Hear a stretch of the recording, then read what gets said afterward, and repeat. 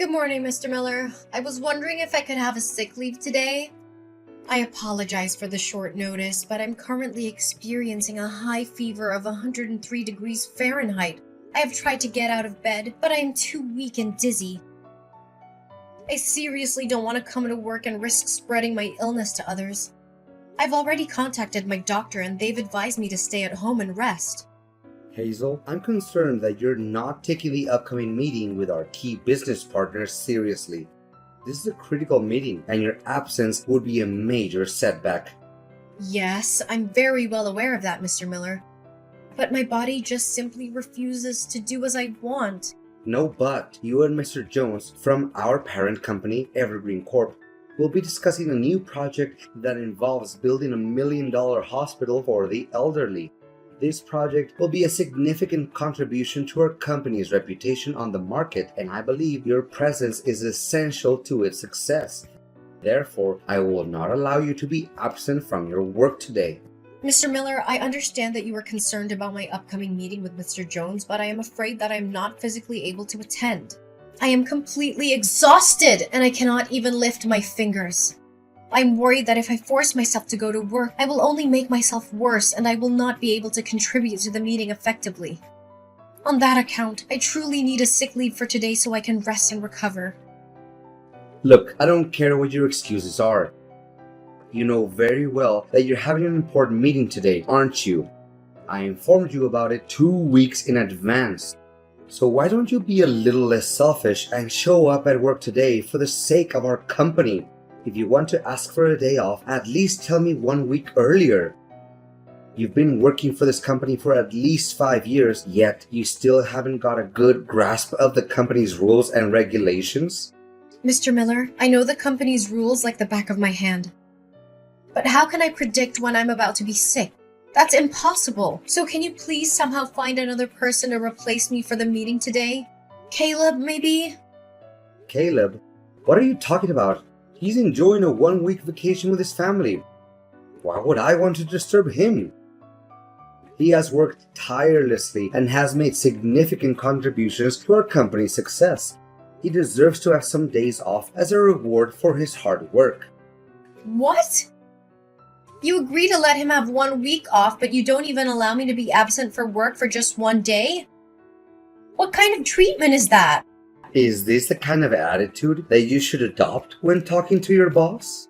I apologize for my earlier outburst, Mr. Miller. I didn't mean it. I just feel like I'm being treated a little unfairly compared to Caleb as we both work as project coordinators, that's all. Honestly, I've been devoting my time and effort to the company just as much as Caleb has. I think it's not too much to ask for a day off from work once in a while. I know it's on short notice, but being sick is something that's difficult to control. Oh, you think that's unfair? Well, welcome to the real world where nothing is fair. You have a responsibility to your job, and you can't just simply shirk that responsibility by suddenly saying that you're sick. You know, if you feel like you're not up for the task, you could always just quit. No one is forcing you to stay. It's funny how you didn't complain about your salary when you were coasting along. But now that you're actually expected to do some work, you're suddenly complaining? Mr. Miller, you're misunderstanding my point. I love this job and it also provides me with good wages. I'm not trying to complain or say that I'm not up to the job's expectations. I'm just simply asking for a day off because I'm literally not good enough to work today. Fine, you want a sick leave for today? You can have it, but remember to submit your request for sick leave tomorrow when you come to the office along with your resignation letter. If you don't, I'll compose a termination letter and send it to you personally. Mr. Miller, are you threatening to give me the sack just because I'm requesting a day off? I'm curious as to why you're treating me in this manner. I'm certain you're aware that your actions are in violation of employment law? Well, I'm not threatening anyone. As your employer, I can see that you don't have any respect for your superior and you don't fulfill the requirements of this job. If we fail to enter into a contract with Evergreen Corp today because of your recklessness, it would make more than enough reason for you to be dismissed. The choice is all yours. I'm not forcing you to do anything. Please, Mr. Miller, there must be another way to carry out the meeting without me having to show up. Can you please take the call, Mr. Miller? You've done a great job yesterday, Hazel. You got us another big contract. Your convincing skills have been instrumental in helping us win one contract after another. I must give you credit for that. Great, I'm glad everything worked out in the end. But I almost fainted after the meeting was over because the fever went really bad. Luckily, Mr. Jones figured that out and he took me to the hospital in time. I hope that you realize it could be a life-threatening situation, Mr. Miller. Oh, come on, don't be such a drama queen. The fact is, you're still well and alive, aren't you? If not, you wouldn't be able to stand up, let alone sulk at me like this. Consider it a valuable lesson for your amateurism at work. You're all grown up, stop being childish and unreasonable, and then expect someone to clean after your mess. Please, Mr. Miller, don't get me wrong. I was just defending the legal rights that an employee deserves to have. And I still think that I did deserve to have a day off yesterday due to my high fever. I'm not trying to flatter myself, but I'm even worthy of receiving a bonus for having managed to go to work yesterday despite my sickness. So now you're demanding extra money for fulfilling the job duty that you already get paid for? How entitled of you. You should consider yourself lucky that I didn't dock your pay for today's penalty time. It took you nearly 4 hours to complete a task that should have been done in 2 hours.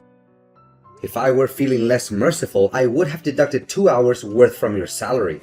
But Mr. Miller, please be mindful of the fact that I ran a fever of almost 103 degrees Fahrenheit yesterday. Nevertheless, you still insisted on me showing up at the workplace today. I mean, I didn't even have time to fully recover from my illness. Oh, please, you're being overdramatic again. Yesterday, you were rushed to the hospital right after the meeting, which means that you had practically the entire daytime yesterday to regain your strength from your meager episode of vapors. What more do you want, actually? I'm sorry, Mr. Miller, but I don't even have to be a doctor to tell that a 103 degree Fahrenheit fever is a high-grade fever. In fact, I was at my physical limit and I was about to collapse. I'm wondering if there's a way to improve the way I'm being treated, Mr. Miller, especially compared to the benefits that Caleb is receiving. Well, if you're feeling like you're being treated unfairly, I suppose you could always leave. We don't need people who are always complaining. On the other hand, if you would like to stay, I expect to see your face at work tomorrow. But, Mr. Miller... Another thing, I need you to also take on Caleb's workload while he is enjoying his vacation. He won't be able to get his work done on time, so it's important that we pick up the slack. However, please don't use this as an excuse to delay your own deadlines. We need to make sure that everything gets done on time. I beg your pardon, Mr. Miller, but there's no way I'm going to accept covering Caleb's responsibilities on his behalf, because I've learned my lesson from last time. I won't let myself be taken advantage of anymore. I'm going to stand up for myself and my boundaries. Hazel, what are you even talking about? Are you implying that I'm taking advantage of you? You were fully cognizant, T, that your previous statement was a deliberate assault against my person, yet you persisted in making it. Is that the way an employee should be talking with their boss? I don't think so. I think an employee should be respectful and professional even when they disagree with their boss. I'm not saying that I'm not willing to help Caleb again, but I'm not sure if it's worth my time. The last time I helped him, I didn't gain anything from it. In fact, I think it actually hurt my own productivity. And to make matters worse, Caleb even got recognition, praise, and a bonus for what was supposed to be my effort and contribution. Oh, Hazel. I've always seen you as a lazy, complainy employee. But now I'm finding out that you're also incredibly selfish. Well, that's just great. Honestly, why don't you just set aside your selfishness for once and do what I say for the good of the company, huh? Mr. Miller, it's simply not true what you just said. It's not like you're doing anything productive anyway. You're just sitting around complaining about how hard you have it. Well, guess what?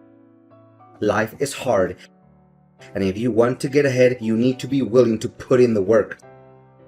So stop being so selfish and start thinking about the company. If you don't, you're going to find yourself out on your ear. Mr. Miller, I seriously don't have any clue what you're talking about.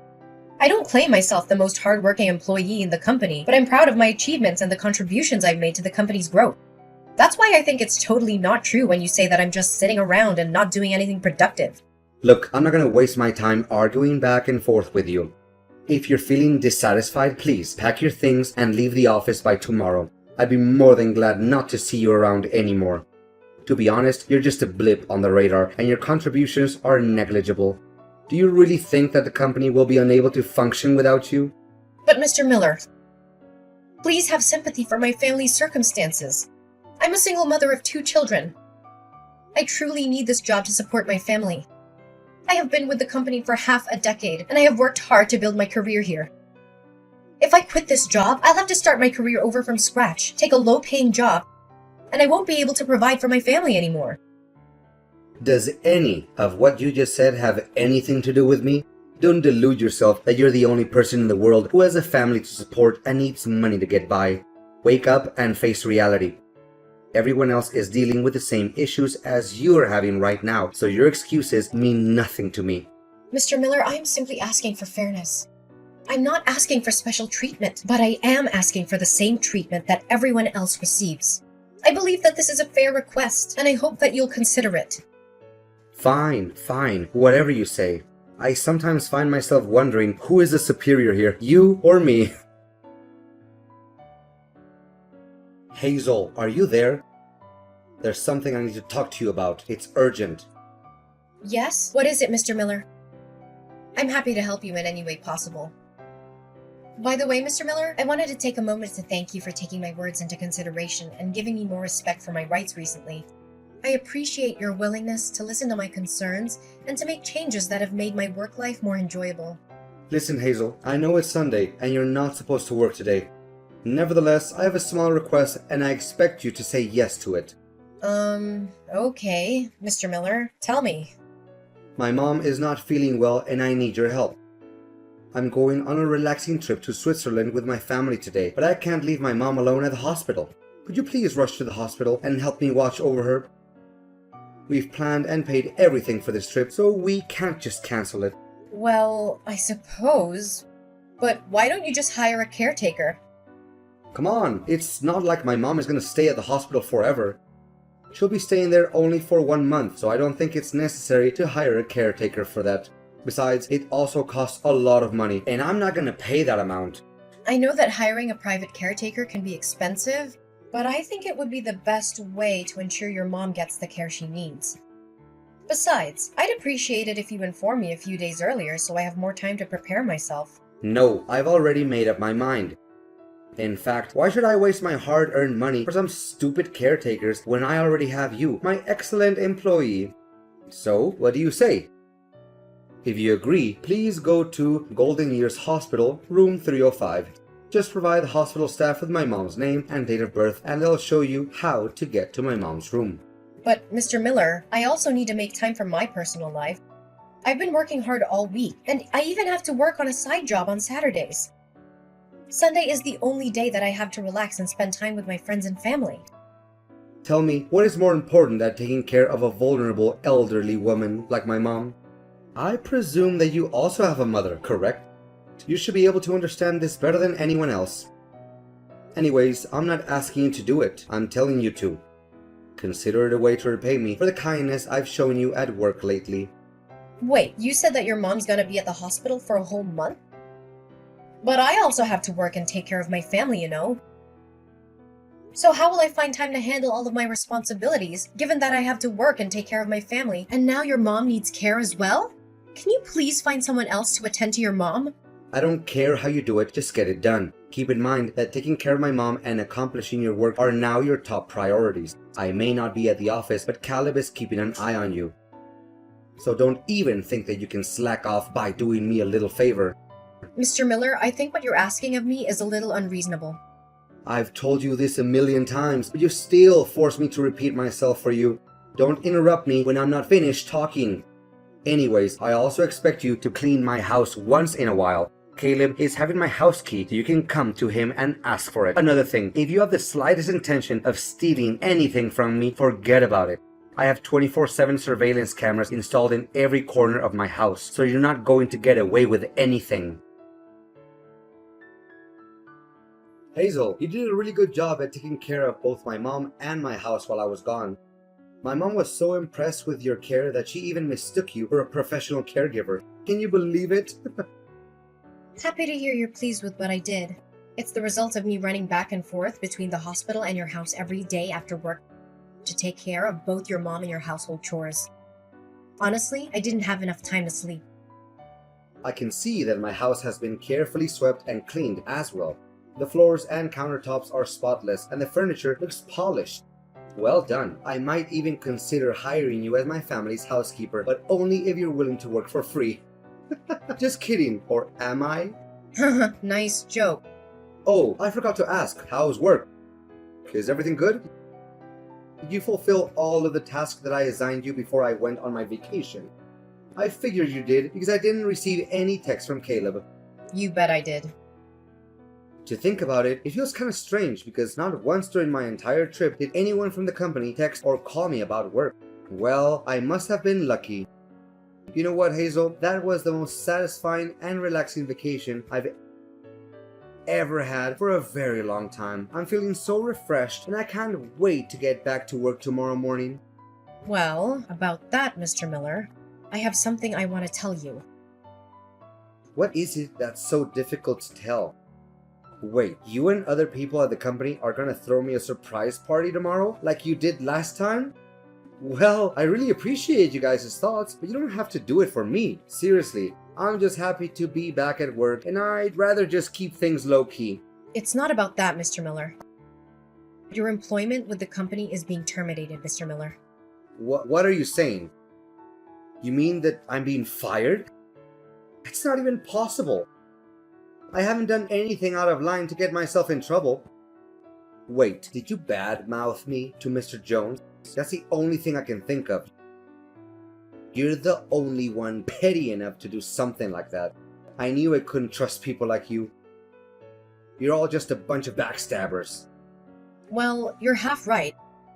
I did talk to Mr. Jones about you, but I didn't mean to get you fired. I just told him the truth and nothing but the truth. What truth? You're getting on my nerves. Firstly, don't get me wrong, but I didn't intentionally meet Mr. Jones in person. We accidentally bumped into each other when I was taking care of your mom in the hospital. It turns out that Mr. Jones's mother had fallen ill, so he was spending all his time taking care of her. I must admit, the way he took care of her was truly heartwarming.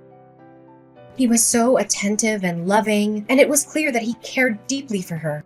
I'm sure any mother would be lucky to have a son like him. Hey, can you please cut to the chase? I don't have the time or patience for this nonsense. What did you say about me to Mr. Jones behind my back? Well, as I said, nothing but the truth. I told him that you forced me to go to work when I had a high fever, assigned me all of the work that was meant for your favorite employee, Caleb, and even made me take care of your mother in the hospital. You don't know how shocked Mr. Jones was when he learned that the person I was caring for wasn't my own mother, but it was your mother. How dare you badmouth me like that, you witch! You're gonna pay for what you did to me. To be honest, I didn't want to rat you out. But Mr. Jones insisted on knowing what was going on, and what other things you had done to me. I had no choice but to tell him everything. Mr. Jones was so angry at the way you treated me that he decided you were no longer fit to be the director of our company. So, that's basically the whole story. No, this can't be happening. You do realize that you just ruined my career and my life, Hazel? You have to take responsibility for what you did. Come and talk to Mr. Jones again. Say that it was just a little misunderstanding between the two of us. That you made up all those lies just to take me down. You know what, Mr. Miller? Or should I call you by your first name? Ryan, right? I did feel sorry for you, and I also thought of helping you clear my name. But alternatively, why should I ever do that? I was simply stating the facts, so I have no reason to feel guilty. You, on the other hand, took advantage of my kindness and made me do all kinds of irrelevant tasks for you without even so much as a thank you. You little... Hazel, my beloved employee, can you please take a moment to calm down and then ask Mr. Jones to reconsider his decision? You already know that my job means everything to me and my family. I told you the same thing last time, Ryan, and what did I get for it from you? A dressing down. Well, this time, you're on your own. I'm not going to keep bailing you out of your messes. Eventually, Mr. Miller, my toxic boss, was fired.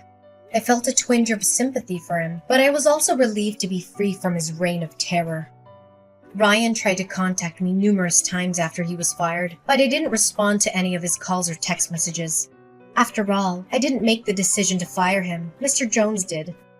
Mr. Jones even promoted me to be the developer for the elderly hospital project after being impressed by my skills in taking care of the elderly and my work ethic. That wasn't the only good news for me. Mr. Jones was also appointed as the new director of the company, replacing my old boss, Ryan. I was thrilled with these developments.